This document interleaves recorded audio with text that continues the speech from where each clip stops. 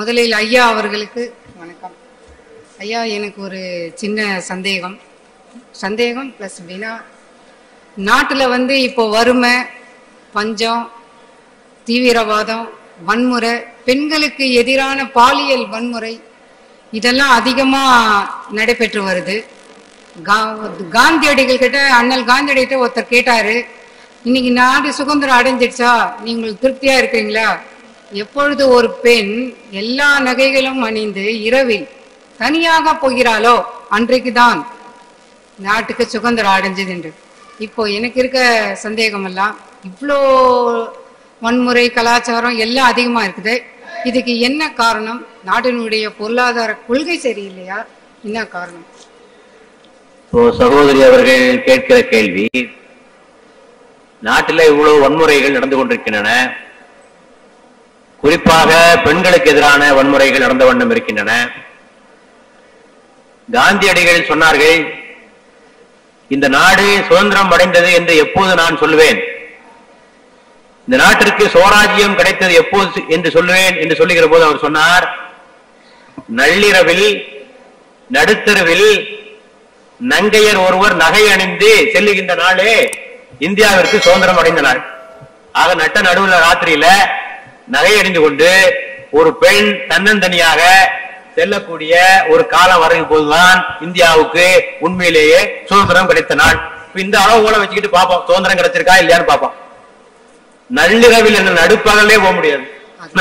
காந்தி நள்ளிரவுன்னாரு, நடுப்பகலே போக முடியாது இல்லையா? அவர் நடு தெருவில், வீட்டிலே இருக்க முடியாது. இப்போ அவர் தெருவில் போற பெண்களுக்கு தான் பாதுகாப்பு கோரினார். இப்ப வீட்டில சோரேறி குறித்து மூதாட்டிகளையும் தனியாக இருக்கின்ற பெண்களையும் கொள்ளையடிக்கின்ற ஒரு நிலை இந்த நாட்டில் நடந்து கொண்டிருக்கிறது. எங்குமே பாதுகாப்பற்ற ஒரு சூழ்நிலை உருவாகி இருக்கிறது. இதற்கெல்லாம் என்ன தீர்வு என்று பார்க்கிற போது, இன்னும் நீங்கள் பல தீமைகளையும் சொன்னீர்கள். பொதுவாக இந்த பிரச்சனைகளுக்கு இஸ்லாத்தினுடைய அணுகுமுறை என்னவென்று சொன்னால், ஒன்று தனி மனிதனை திருத்துவது, தனி மனித சீர்திருத்தம். தனி மனிதனை திருத்தாமல் எந்த மாற்றத்தையும் கொண்டு வர முடியாது. ஆக நல்ல உள்ளங்களை உருவாக்க வேண்டும், நேர்மையான உள்ளங்களை உருவாக்க வேண்டும். இதுதான் முக்கியமான ஒரு விஷயம். திருநாய் பார்த்து திருந்தாவிட்டால் திருட்டை ஒழிக்க முடியாது, பட்டுக்கோட்டையார் பாட்டு நல்ல அந்த கருத்து தான். ஆக நல்ல மனுஷங்களை உருவாக்கணும். நல்ல மனுஷங்களை எப்படி உருவாக்குறது? நபிகள் நாயகம் இந்த அணுகுமுறையைத்தான் கையாண்டார். ஆக ஒழுக்கமுள்ள, நேர்மை உள்ள, இறைவனை அஞ்சுகின்ற மனிதர்களை உருவாக்க வேண்டும். முதலாவதாக மனசாட்சி உள்ள மனிதனை முதலாவதாக உருவாக்க வேண்டும். முதலாவதாக மனசாட்சி உள்ள மனிதன். நபிகள் நாயகம் சொன்னார்கள், ஒரு செயல் நல்லதா கெட்டதா இதை அறிவதற்கு என்ன வழி? எந்த காரியத்தை செய்கிற போது உன் மனம் அமைதி பெறுகிறதோ அவை நல்ல செயல்கள். எந்த காரியத்தை செய்கிற போது மனம் குறுகுறுப்புக்குள்ளாகிறதோ, மனம் அமைதி இழக்கிறதோ அவையெல்லாம் கெட்ட செயல்கள். நமக்கே தெரியுது இல்ல, ஒரு தவறான காரியத்தை செய்கிற போது இது தப்பு, இது தவறு தெரியுதா இல்லையா? தெரியுது. லஞ்சம் வாங்கி கொண்டிருந்தாலும் மனசுல உள்ள ஒரு உறுத்தல் இருக்கு, இது தப்புதான். ஆகவே மனசாட்சி தான் ஒரு மனிதனை காப்பதிலே முதலிடம் வகிக்கிறது. ஆக மனசாட்சி உள்ள மனிதனை உருவாக்க வேண்டும். ஆனால் மனசாட்சி மட்டுமே மனிதனை காப்பாற்றுவதில்லை. மனசாட்சியை மனிதன் எளிதிலே அடகு வைத்து விடுகிறான். மனசாட்சி சொல்லுது லஞ்சம் வாங்காதே, வரதட்சணை வாங்காதேங்குது. இவன் மன இச்சை சொல்லுது, அதோட போயிடுது. மனசாட்சியோடு மன இச்சை சொல்லுது, உழைக்க தெரியாதவனா இருக்கிய போடப்பே, அரசாங்க சம்பளத்தை மட்டும் வாங்கி கொண்டு உன்னுடைய பெண் குழந்தைகளுக்கு கல்யாணம் முடித்து கொடுக்க முடியுமா, வீடு வாங்க முடியுமா, என்னதான் செய்ய முடியும் உன்னால? ஆகவே வர்ற சான்ஸை விட்டுறாத, மாமனார் கொடுக்கிறாரு இல்லட்ட வாங்கி பறி அவர்கிட்ட. மன இச்சை சொல்லுகிறது. கொஞ்சம் மனசாட்சியை தாளாட்டி தூங்க வைத்து விடுகிறார். தப்பா மனசாட்சி உன் பேச்சை கேட்டா நான் உருப்பட முடியாது, வாழ்க்கையில முன்னேறவும் முடியாது, சம்பாதிக்கவும் முடியாது, கொஞ்ச நேரம் தூங்கு என்று தூங்க வைத்து விட்டு சம்பாதிக்கிறான். ஆகவே தேவைப்படுவது இறை சாட்சி. இறைவன் கண்காணித்துக் கொண்டிருக்கிறான். ஊரை ஏமாத்தலாம், உலகத்தை ஏமாத்தலாம், சட்டத்தை ஏமாத்தலாம், சமூகத்தை ஏமாத்தலாம். இறைவனுடைய பிடியில் தப்ப முடியாது என்று மனிதன் எப்போது உணர்கிறானோ அப்போது அவன் தீமைகளை செய்ய மாட்டான். கடவுள் நிச்சயமாக தண்டித்தே தீர்வார் என்ற எண்ணம் ஆழமாக அவன் உள்ளத்தில் பதிந்துவிடும் என்று சொன்னால் அவன் நல்லவனாக இருப்பான். இது ஒரு வழி.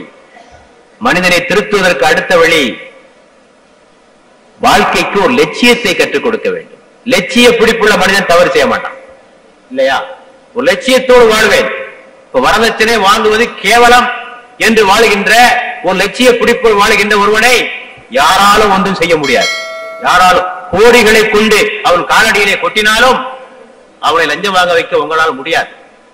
வரதட்சணை வாங்குவது கேவலம், வரதட்சணை வாங்குவது அவமானம், வரதட்சணை வாங்குவது சுயநலத்திற்கு இலக்கு, வரதட்சணை வாங்குவது மனிதாபிமானமற்ற செயல், வரதட்சணை வாங்குவது சுரண்டல். இந்த லட்சியத்தோடு வாழ்கின்ற ஒருவனை யாரால ஏதாவது செய்ய முடியுமா? ஒன்னும் செய்ய முடியாது. ஆக ஒரு லட்சிய பிடிப்புள்ள மனிதன், என்ன லட்சியம்? நான் ஏற்கனவே சொல்லியதை போல இந்த உலகத்தில் நல்ல கர்மங்களை செய்ய வேண்டும், மறுமையிலே சொர்க்கம் செல்ல வேண்டும். இதுதான் வாழ்க்கையோட லட்சியம். இந்த உலகத்தில் நல்லவனாக வாழ்ந்து இறைவனுக்கு அடிபணிந்து வாழ்ந்து மறுமையிலே சொர்க்கம் செல்ல வேண்டும். அந்த சொர்க்கம் செல்வதற்கு எவையெல்லாம் தடையாக இருக்குமோ அவற்றை நான் ஏறெடுத்தும் பார்க்க மாட்டேன் என்று சொல்லக்கூடிய ஒரு லட்சிய பிடிப்புள்ள ஒரு மனிதனை உருவாக்கினார்கள் நபிகள் நாயகம் அவர்கள். ஆக இப்படிப்பட்ட காரணத்தினாலே என்ன நிகழ்ந்தது? அன்றைய அரபு மக்கள் எப்படி இருந்தார்கள்? மொடா குடியர்களாக இருந்தார்கள். மொடா குடியர்கள். வீட்டை விட்டு சென்றால் மது பீப்பாய்கள் பின்னாலே செல்லும். அரபுக்களை பற்றி சொல்லுகிற போது 3 விஷயங்களை சொல்வார்கள். 3 W. 3 W. என்ன W? முதல் W wine, wine, women and war. இந்த 3 தான் அவங்களுக்கு பிடித்தமான விஷயங்கள். இந்த 3, ஒன்று மது, இன்னொன்று மாது, 3வது சண்டை போடுறது. சண்டை போட்டுட்டே இருப்பாங்க காலமெல்லாம். இப்படிப்பட்ட சமுதாயத்தவரை மதுவை விட்டொழிக்கின்ற சமுதாயமாக, மதுவை குடித்தவர்கள் துப்புகின்ற சமுதாயமாக, மதுவை விழுங்கியவர்கள் வாஞ்செடுக்கின்ற சமுதாயமாக, மது பீப்பாய்களை வீட்டிலே வைத்தவர்கள் தெருக்களிலே கொண்டு உடைத்து வீசுகின்ற ஒரு சமுதாயமாக உருவாக்கி காட்டியது இந்த மனசாட்சி, இறைசாட்சி, லட்சிய பிடிப்புள்ள மனிதனை உருவாக்கும். இது முதல் கட்டம். தீமையை ஒழிப்பதிலே இது முதல் கட்டம். ஆனால் இன்னொன்று சூழ்நிலை. சூழ்நிலைகள் மனிதனை கெடுக்கின்றன. நல்லவன் கூட மாறிடுவான்.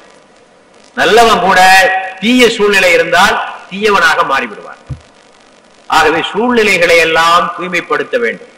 மதுவை ஒழிக்கணும்னா மது தயாரிப்பையே தடை செய்யணும். மது காய்ச்சப்படவே கூடாது. மது காய்ச்சப்படக்கூடாது.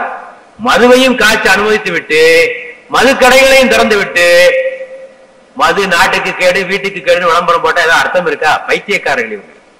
ஏதாவது அர்த்தம் உண்டா? அதுல குடியை கெடுக்கும் விளம்பரம் செய்த அர்த்தம் உண்டா? புகையிலே ஒழிக்கப்பட வேண்டும் என்றால் புகையிலே உற்பத்தியே தடை செய்ய வேண்டும். புகையிலே உற்பத்தியே கூடாது. புகை பிடிப்பது உடலுக்கு தீங்கானது என்ன பாக்கெட்ல போட்டதுனால புகையிலை பிடிப்பது நின்று போய்விடுமா என்ன? நீங்கள் மண்டை ஓட்டு போட்டு படத்தை போட்டு பயங்காட்டியதனால் புகையிலை பிடிப்பது நின்று போய்விடுமா என்ன? இருக்காது.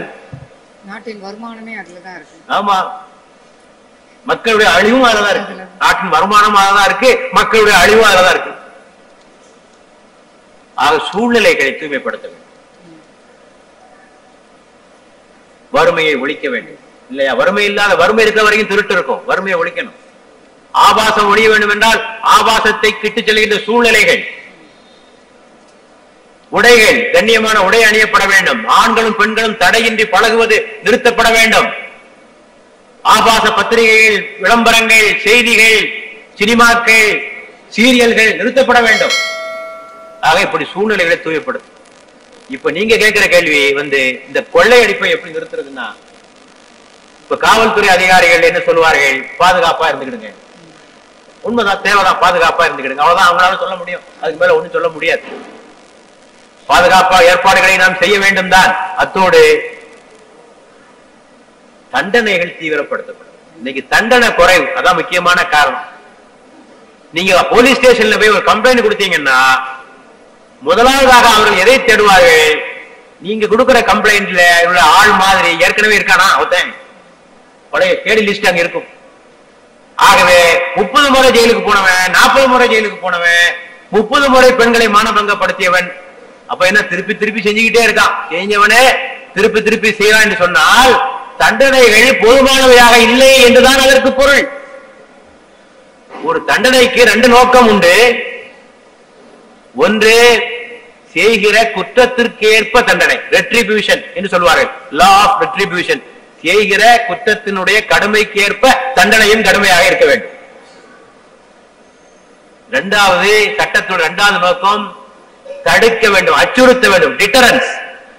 இந்த சட்டத்தை பார்த்தாலே இனிமே நாம செய்யக்கூடாது என்ற ஒரு அச்சுறுத்தல் வர வேண்டும். இந்த 2மே இப்போது இல்லை, 2ம் கிடையாது.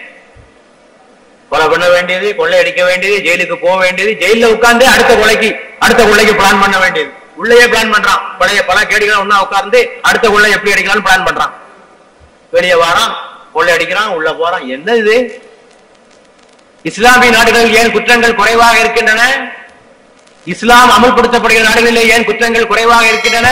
அவர்கள் என்ன வானவர்களா? வானத்திலிருந்து வந்தவர்களா? மனிதர்கள் தானே அவர்களும்.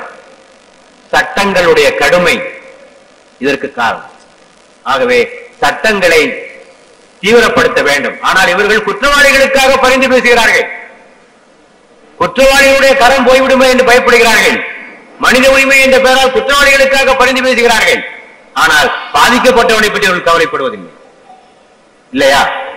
ஆக சட்டங்கள் கடுமையாக்கப்பட வேண்டும், சூழ்நிலைகள் தூய்மையாக்கப்பட வேண்டும்.